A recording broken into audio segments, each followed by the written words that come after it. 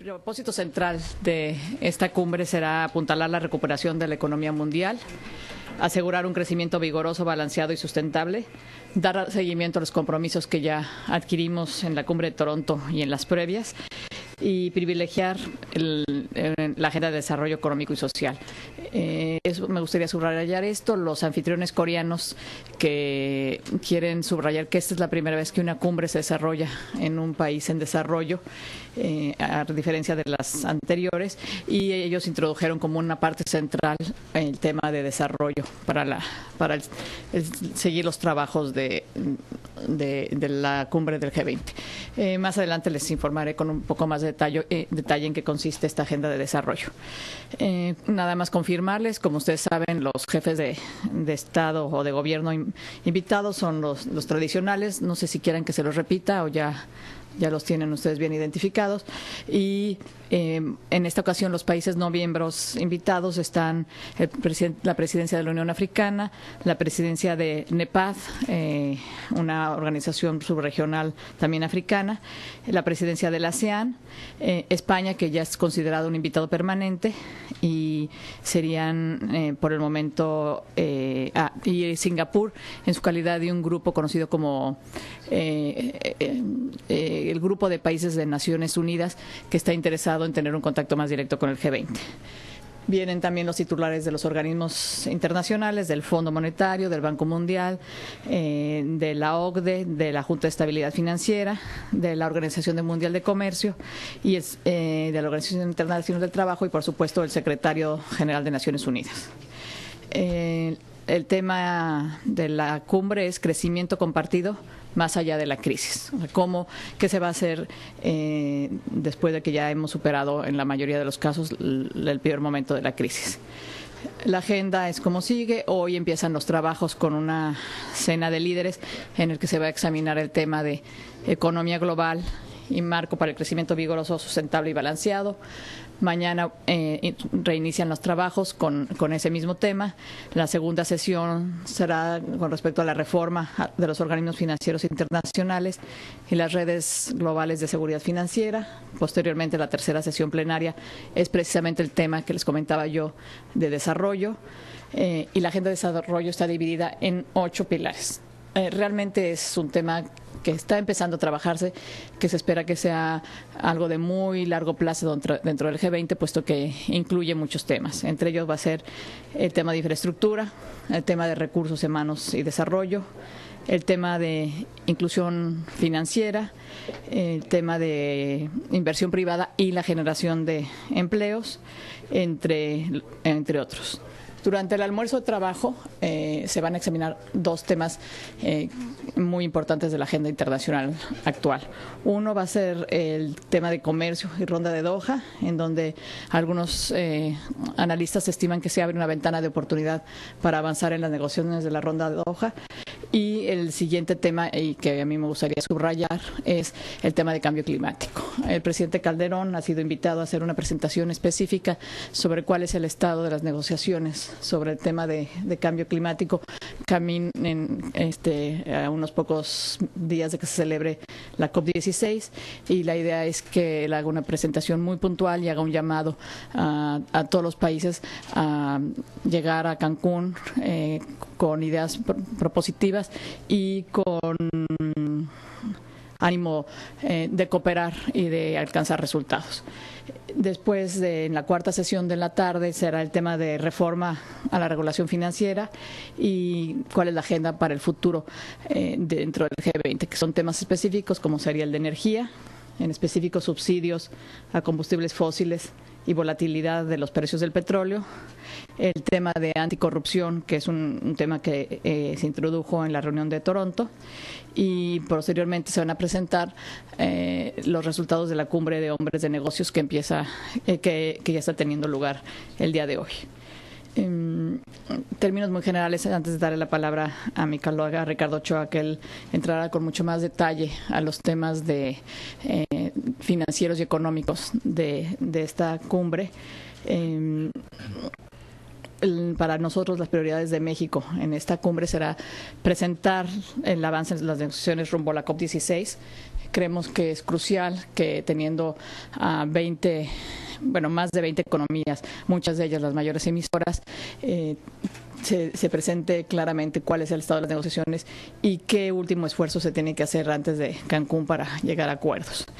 Esto probablemente lo mencione mi colega, pero se concretarán o se formalizarán los acuerdos llegados en la reunión de ministros de Finanzas con respecto a la reforma del Fondo Monetario Internacional recientemente alcanzada y que va en la línea con los objetivos que México planteó desde el inicio, que empezó a participar en estas reuniones a nivel de cumbre del G20, que es básicamente revisar los recursos y los instrumentos que tiene el Fondo Monetario y en particular también el tema de duplicar las cuotas y lograr una representación más equilibrada entre países desarrollados y países emergentes o en desarrollo dentro de los órganos de decisión del fondo. Creo que eso sería por el momento lo que yo quisiera resaltar. Les comento que el estado de la negociación de la declaración se ha avanzado bastante. Hay temas aún pendientes, básicamente dentro del ámbito financiero, y estaremos trabajando todavía en una sesión el día de hoy para dar los últimos toques a la declaración de entre los Sherpas y también lo que serían los viceministros de Finanzas. Otro punto a resaltar, hoy por la mañana el presidente Calderón va a estar participando en lo que se llama el B20, el Business Summit. Por primera vez de manera, digamos que más estructurada, va a haber una reunión paralela a la cumbre del G20, una reunión de empresarios del B20. Vienen diferentes empresarios de todo el mundo. El presidente va a hacer una presentación a las 2:30 de la tarde sobre el tema de crecimiento verde.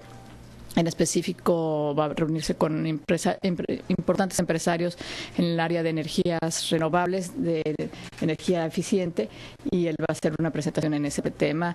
Es un formato muy, muy pequeño, probablemente nada más sean 30 personas a la mesa, y estarán ustedes debidamente informados de esa sesión. Inclusive creo que hay la posibilidad de que les presentemos el discurso que él va a dar en ese lugar. Yo me quedaría ahí y estoy abierta a sus preguntas y le pasaría la palabra a mi colega Ricardo Ochoa. Bueno, muchas gracias, buenos días.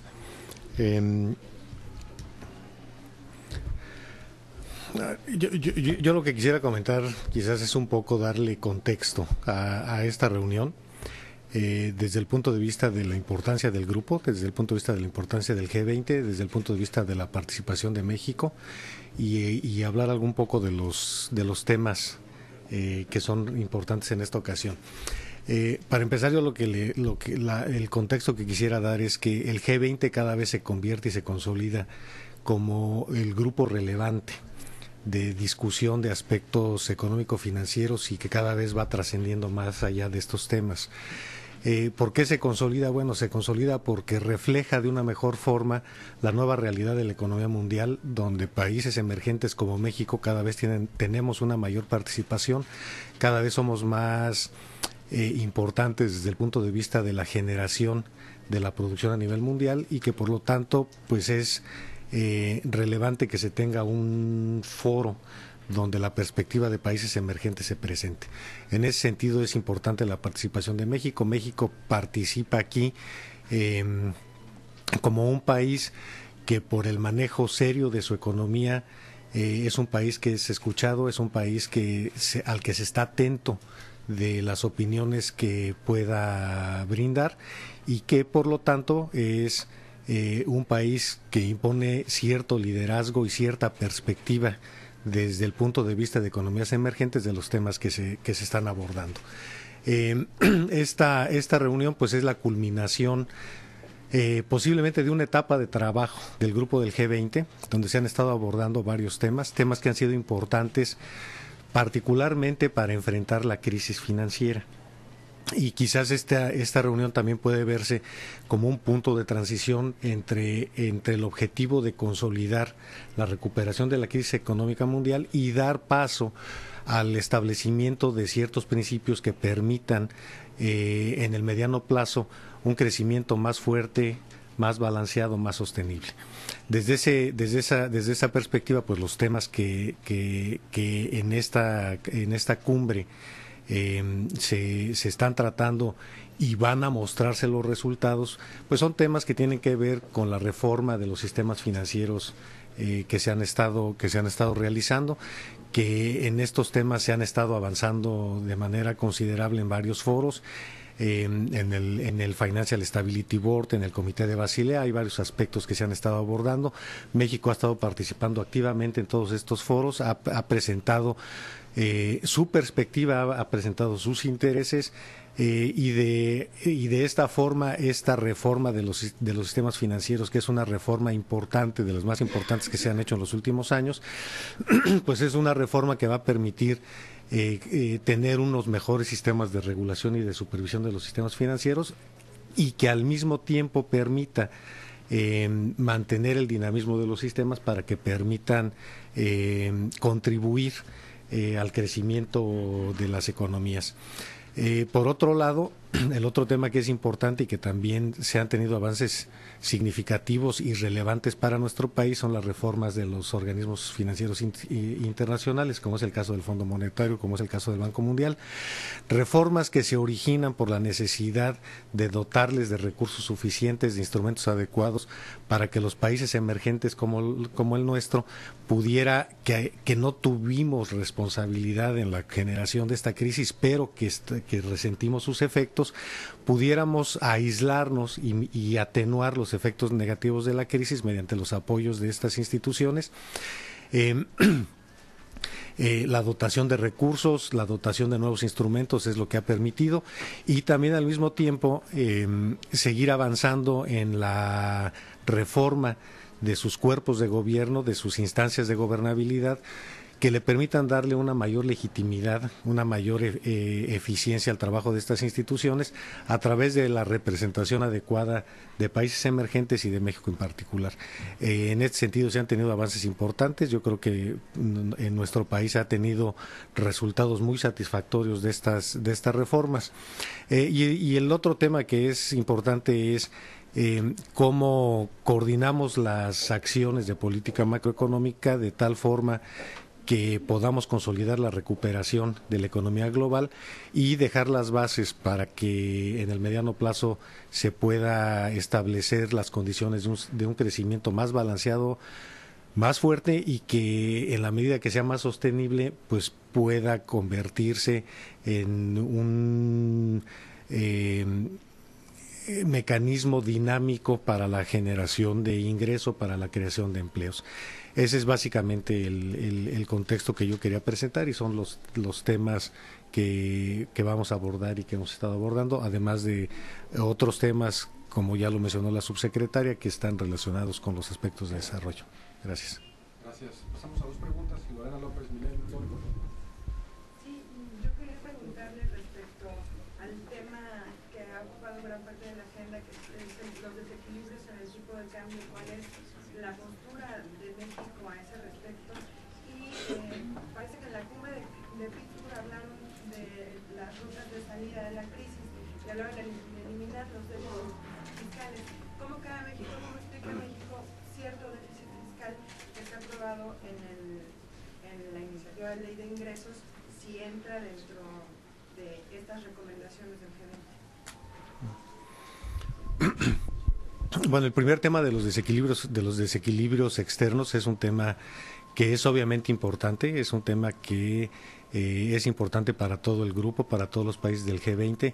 Nosotros pensamos que es un tema que se tiene que abordar desde una perspectiva de cooperación entre los países, que nos permita coordinar las diferentes medidas de política macroeconómica que debemos de realizar. Sin duda, estos desequilibrios, las medidas que se implementan en los países pueden imponer ciertos retos al resto de los países del grupo, retos que nosotros que debemos de enfrentar con un manejo que corresponda a la política fiscal, a la política monetaria y también a la política de supervisión de los sistemas financieros domésticos. Desde ese punto de vista, el tener un enfoque de cooperación y de coordinación al interior de los países del G20, que representamos más del 85% de la producción del comercio del mundo, pues es un enfoque que es el que debería de regir. En la medida que tengamos este enfoque cooperativo, los resultados pues van a ser más favorables que si cada quien estableciera por su parte pues las políticas macroeconómicas de manera individual. La segunda pregunta es el tema del presupuesto y del déficit fiscal, pues es un tema que se está discutiendo todavía en el Congreso en el país. Sin embargo, lo que se ha planteado por parte del Ejecutivo pues es una propuesta muy responsable. Desde ese punto de vista, está perfectamente de acuerdo con los lineamientos, con los criterios que al interior del grupo del G20 se han venido hablando. Estas estrategias de salida de las que se han estado analizando en los últimos meses, pues sin duda incorporan las diferentes circunstancias de los países, y en el caso mexicano pues es claro que la propuesta del Ejecutivo es una propuesta responsable y que sigue digamos los lineamientos o los aspectos que se están abordando dentro del grupo. Don Melgar, por favor, excelente. Subsecretario, abundando un poco en lo de tipo de cambio, ¿México se habría comprometido a algo en concreto con los demás países con respecto al manejo de la paridad del precio frente al dólar, por un lado? Y por otro, en los últimos días el presidente Calderón ha sostenido que si bien México se ha convertido en un destino muy privilegiado para las inversiones, hay todavía una percepción en el mercado interno de que la crisis continúa y por lo tanto no se ha activado este mercado interno. Sin embargo, hoy el gobernador del Banco de México, Guillermo Ortiz, sostiene que también hay una falta de flexibilidad, hay una falta de competitividad que tiene mucho que ver con el ruido, dice él, que la inseguridad le está metiendo al desarrollo de México. ¿Qué tanto es posible que en nuestro caso el factor inseguridad sea también un freno para que la recuperación económica no se dé? Bueno, yo primero le agradezco el ascenso que me ha dado de subsecretario. Yo no soy subsecretario, pero se lo agradezco. El otro es, el gobernador del Banco de México es el doctor Carstens. El doctor Ortiz ya no lo es. Ahora, nosotros, el tema cambiario para nosotros es, nosotros tenemos un régimen de tipo de cambio flexible que conjuntamente con el manejo de la política fiscal y de la política monetaria nos permite pues tener una estructura de instrumentos que le dé un poco de ordenamiento a los flujos de capital que se están presentando en este momento. Nosotros lo hemos estado abordando así y creemos que es la forma correcta en que se debe de abordar. Nosotros pensamos que a nivel mundial sí deberíamos de estarnos moviendo todos cada vez más hacia regímenes de tipo de cambio que tomen en cuenta los aspectos del mercado y que estén basados en los fundamentos macroeconómicos de cada país. Desde ese punto de vista, la política que nosotros mantenemos pues es perfectamente consistente. Y sobre el otro tema, yo creo que es claro que en esta coyuntura de movimientos de flujos de capital, donde se buscan rentabilidades y donde se buscan lugares que sean atractivos para la inversión, pues es claro que los flujos de capital buscan países atractivos, que tengan una economía dinámica, que tengan una economía segura y que tengan una economía con un manejo responsable. Las características de la economía mexicana tiene esas características y en esa medida es un destino interesante para los flujos de capital. O sea, el tema de la inseguridad no es una variable para el desarrollo, para el crecimiento económico. Yo creo que es un tema que habría que, habría que descomponer en cuanto y tomarlo en relación con otros aspectos positivos de la economía mexicana. Entonces, en ese sentido, hay algunos aspectos positivos que están ahorita predominando en cuanto a los destinos de los flujos de capital. Usted preguntó a Rosa, por favor, financiero. Sí, muchas gracias. Una pregunta para usted, señor. Referente a lo que hablaba en cuestión específico de los flujos de capital, que México es un país atractivo para eso. ¿México no podría poner algún control para los flujos de capital que están entrando al país? Justamente derivado después de la decisión que tomó la Reserva Federal de Estados Unidos. Y por otra parte a la subsecretaria, preguntarle si después de esta llamada que le hizo el presidente Obama al presidente Felipe Calderón, ¿no se prevé que haya una reunión bilateral en este marco? Bueno, sobre la primera pregunta, yo en la respuesta anterior decía que nosotros, como estamos abordando el tema de los flujos de capitales nosotros tenemos una política cambiaria flexible, que conjuntamente con el manejo de la política fiscal y de la política monetaria nos da los instrumentos para poder abordar un manejo un poco más adecuado de los flujos de capital. La coordinación de estas tres políticas, pues lo que nos permite es establecer esquemas que puedan desincentivar los movimientos abruptos, tanto de entrada como pudiera ser de salida de los flujos de capital. Nosotros en estos tres aspectos es donde nos hemos estado concentrando, de tal forma que en este sentido el manejo de las políticas fiscal, monetaria, cambiaria es lo que nos permiten estar atendiendo. Hay otras economías que están buscando, gravar la entrada de flujos de capitales. En este caso México no lo está contemplando. En este caso nosotros no lo hemos estado contemplando, hemos estado trabajando justamente con con el manejo de estos tres instrumentos.